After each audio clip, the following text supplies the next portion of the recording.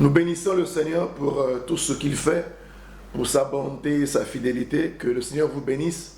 Soyez fortifiés, soyez forts au nom de Jésus. Et ce matin, nous voulons partager une parole dans 1 Roi 19, le verset 9 à 18. Que Dieu te bénisse.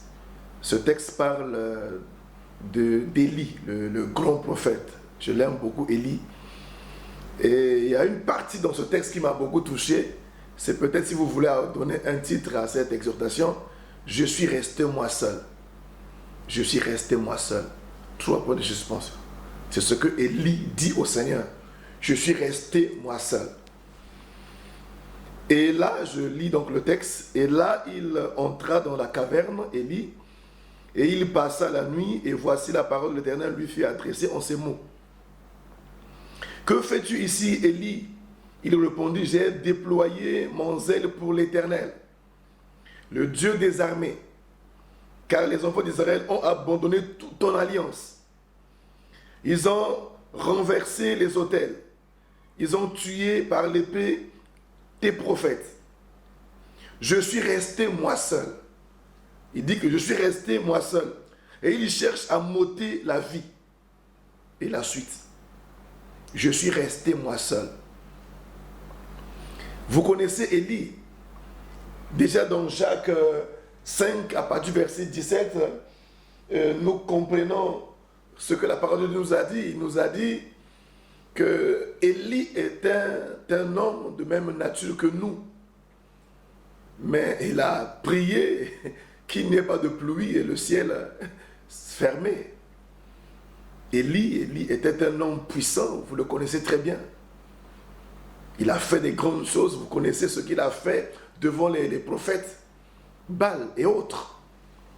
Mais ici, il a eu peur. Peur de ce que Jézabel voulait le tuer. Ce n'est pas ça notre sujet de ce matin. Mais ce que nous constatons ici, c'est que quand il dit ou parle au Seigneur, il dit que tout le monde, tous les enfants d'Israël t'ont abandonné. Et maintenant, c'est moi qui veux le tuer. Par rapport à la menace, bien sûr, de Jézabel. Il dit que tout le monde t'a abandonné, sauf moi. Sauf moi. Tout le monde t'a abandonné. Donc, Élie pensait qu'il était seul. Il était le seul à demeurer, à marcher dans la voie du Seigneur. Il a dit, je suis resté seul. Je suis resté seul, moi seul. Aujourd'hui aussi, nous allons voir deux choses. Aujourd'hui aussi, beaucoup des chrétiens, beaucoup des ministères, beaucoup d'églises pensent qu'ils sont restés seuls. C'est-à-dire, dans la révélation qu'ils ont de la parole, dans le niveau de la consécration qu'ils ont expérimenté avec le Seigneur, ils pensent qu'ils sont seuls dans le monde. Il dit, je suis resté seul. Certainement à me consacrer, à garder l'alliance avec toi. Je suis resté seul. Les autres t'ont abandonné. Beaucoup, malheureusement, aujourd'hui, même dans cette période difficile, nous voyons des chrétiens ou des hommes de Dieu qui pensent que eux seuls sont en train de prier pour la situation du monde. Eux seuls sont en train de jeûner. Eux seuls sont en train de se consacrer. Eux seuls avaient reçu la révélation de ce qui allait arriver. Eux seuls étaient au niveau très élevé avec le Seigneur. Eux seuls. Non. Et aussi, ça a créé dans la vie des chrétiens et de beaucoup d'églises cet orgueil spirituel où nous pensons que nous sommes la meilleure église. Je suis le meilleur chrétien, les autres sont des pécheurs, les autres sont méchants, d'autres sont ceci. Je suis le meilleur, nous sommes les seuls qui avons la révélation de la parole de Dieu. Nous sommes les seuls qui avons ce niveau de consécration. Nous sommes les seuls. Non.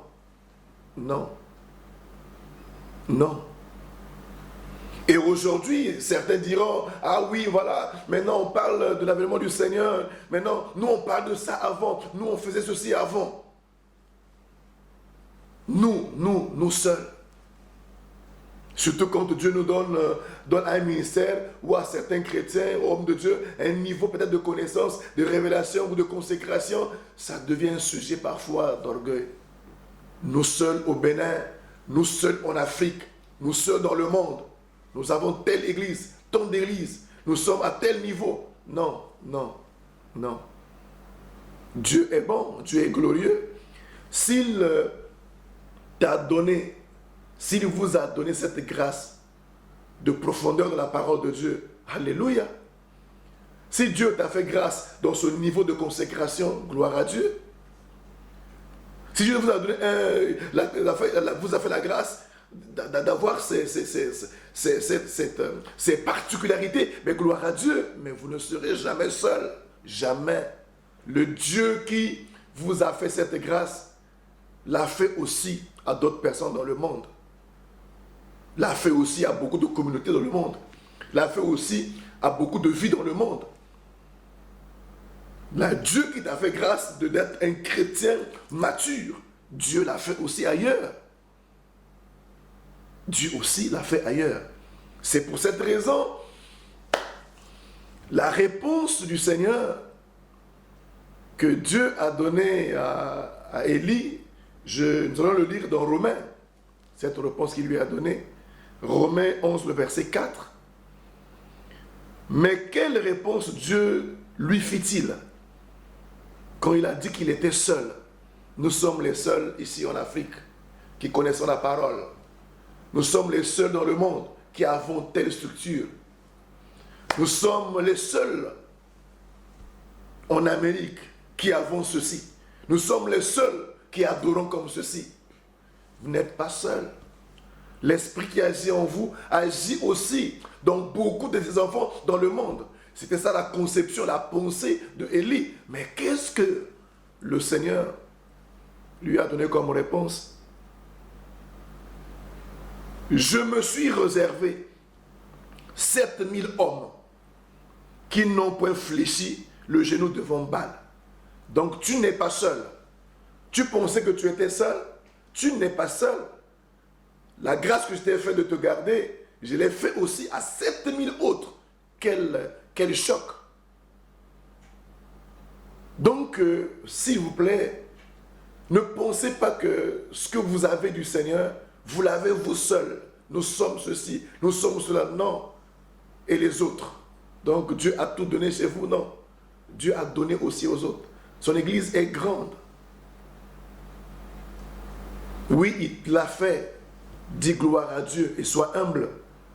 Mais il te rappelle ce matin qu'il y en a d'autres que tu ne connais pas, qui ont peut-être plus que toi, plus que moi, mais qui sont là dans l'ombre, qu'on ne les voit pas, qui ne sont pas même exposés, mais que Dieu a fait grâce. Je me suis réservé 7000 hommes qui n'ont pas fléchi. Donc si toi, Élie, tu n'as pas fléchi, tu n'es pas seul, il y a 7000 autres que tu ne connais pas, que moi j'ai réservé. Donc première chose, dans tout ce que Dieu a fait dans ta vie, s'il te plaît, ne pense pas que tu es seul.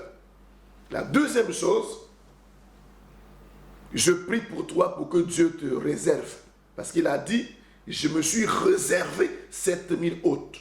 Donc c'est Dieu qui nous réserve. Je prie pour toi pour que tu sois parmi de ceux-là que Dieu va réserver, va préserver, va garder, va protéger pour traverser ces moments difficiles. Et d'autres moments difficiles qui viendront avant que la trompette ne sonne. Je prie que tu sois parmi de ceux-là que Dieu a réservé, que Dieu veut réserver. Et je prie aussi que tu sois aussi, tu te laisses facilement, que Dieu puisse te réserver, que Dieu puisse te préserver. Et il a dit quelque part, nous allons le voir un peu plus tard, que même le temps, il a abrégé ces temps, il va abréger le temps de douleur avant son avènement, à cause des élus. Abrégé, pourquoi? Sinon, c'est compliqué pour les élus. Donc c'est lui qui nous réserve. Je prie pour toi. Le coronavirus va passer. Les temps vont continuer encore. Des temps difficiles. mais que le Seigneur te réserve, qu'il te garde, qu'il te mette au large, qu'il te protège, et que la grâce de Dieu soit dans ta vie. Que tu sois parmi de ceux-là que le Seigneur a réservés et qui sont restés fidèles, quelles que soient les souffrances et les douleurs. Et la gloire de Dieu va se manifester. Tu n'es pas seul. Dieu a réservé beaucoup d'autres. Et je peux que tu sois parmi ceux-là que le Seigneur a réservés. Que Dieu te bénisse, qu'il te fortifie. Au nom de Jésus-Christ. Amen.